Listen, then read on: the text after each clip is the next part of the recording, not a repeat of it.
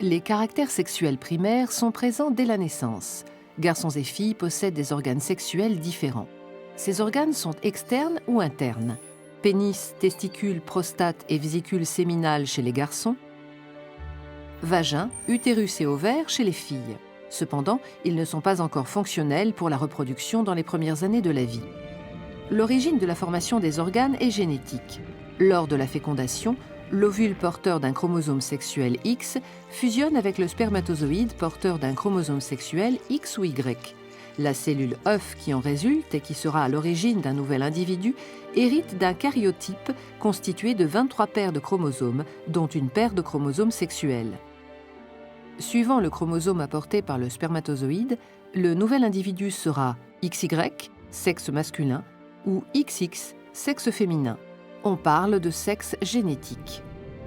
La mise en place des organes génitaux chez l'embryon est sous le contrôle d'hormones. Elles vont induire la différenciation d'un appareil génital initialement indifférencié vers l'un ou l'autre des deux sexes. Avant la 8e semaine de développement, l'embryon masculin et l'embryon féminin sont identiques, aussi bien en ce qui concerne les organes internes que les organes externes. À partir de la 8e semaine de développement, les gonades se transforment en testicules chez l'embryon masculin sous l'influence d'hormones fabriquées grâce au gène SRY présent uniquement sur le chromosome Y. Les testicules sécrètent alors de la testostérone en petite quantité et une autre hormone dite antimullérienne ou AMH qui conduisent à la masculinisation de l'ensemble des organes sexuels.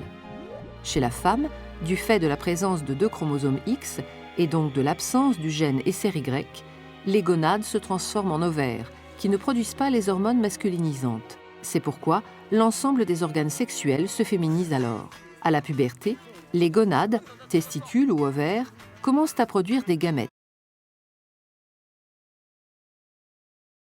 des spermatozoïdes chez le garçon, des ovules chez la fille. Elles sécrètent aussi des hormones sexuelles, testostérone chez les hommes, estrogène chez les femmes. Ces hormones entraînent le développement des caractères sexuels secondaires. Chez les hommes, apparition de la barbe et d'une plus grande pilosité, développement de la musculature, mue de la voix, etc. Chez les femmes, les seins se développent, les hanches et le bassin s'élargissent, une pilosité différente apparaît. Des modifications comportementales apparaissent aussi. La mise en place des structures et de la fonctionnalité des appareils sexuels, c'est-à-dire du phénotype sexuel, se réalise donc sur une longue période qui va de la fécondation à la puberté, en passant par le développement embryonnaire et fœtal.